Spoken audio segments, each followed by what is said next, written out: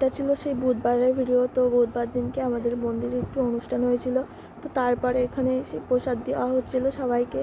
তো এখানে অনেক বাচ্চারা বসে বসে প্রসাদ খাচ্ছিল, তাই সেটাই দেখাচ্ছিলাম।